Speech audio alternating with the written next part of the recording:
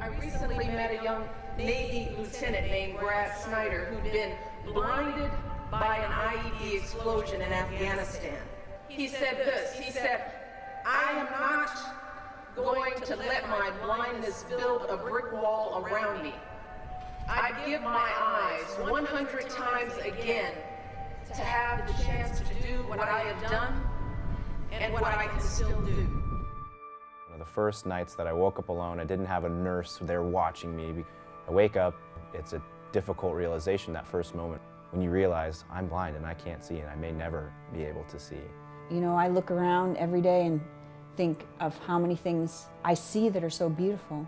I was in the other room and I heard him swear, and I came back and I said, "What's wrong?" And he goes, "I can't believe this. It's so horrible to be lost in your own house."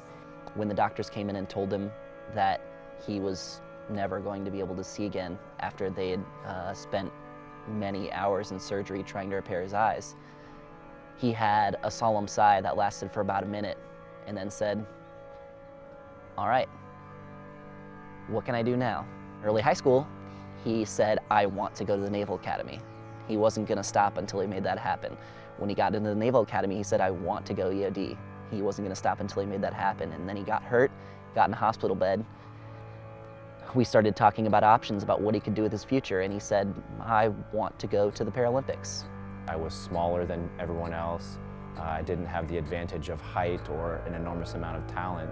And through the mentorship of my father, we decided that the way that I would succeed in swimming is just by working harder than everyone else. Bradley Schneider of the USA with 57.18, the fastest qualifier, goes in 4.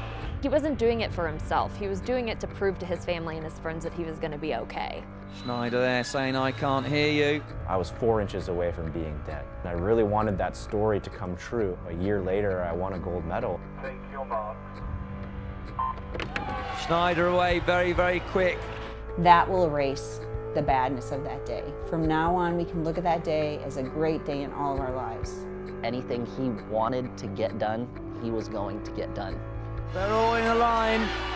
Lane number 5, Bo Zunyang from China. But now the challenge from Bradley Schneider in 4. Schneider's coming through for the USA. Bradley Schneider into the lead. Into the final stroke, 57.43. Schneider, he takes it.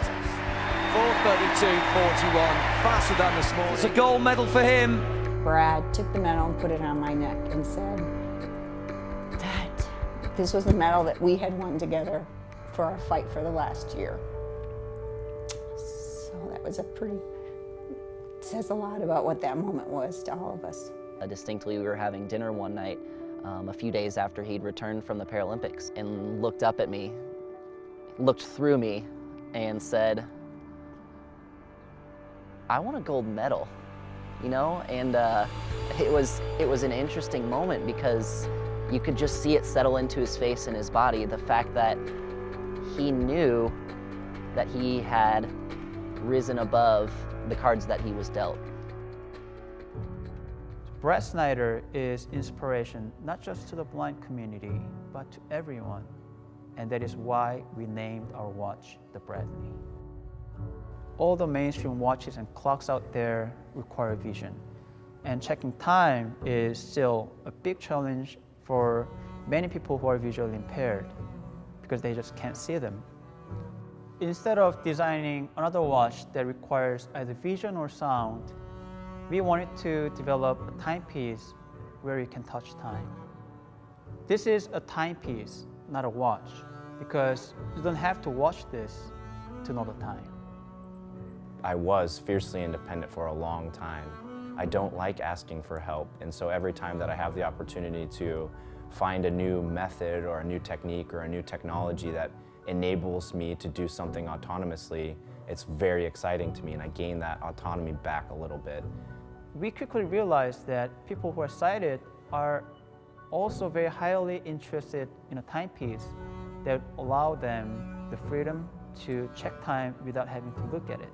Who has not found themselves in a scenario where during the classroom, the meetings, interviews, or even dinner with in-laws, they just can't look at their watches or flash their smartphone to check time. It's rude and embarrassing. The way it works is By touching the titanium surface, you will feel the location of two metal spheres, one indicating minute, one indicating hour. And those two spheres are connected to magnets underneath. So when you touch them, if you touch them too hard, it might move a little bit, but it will always springs back to where it should be. It might lose the magnetic connection like this. All you need is gentle shake and it will always return to the correct time. We've worked really hard to complete the prototype. We have the manufacturer and it is ready to go. So jump on board and be part of this revolution.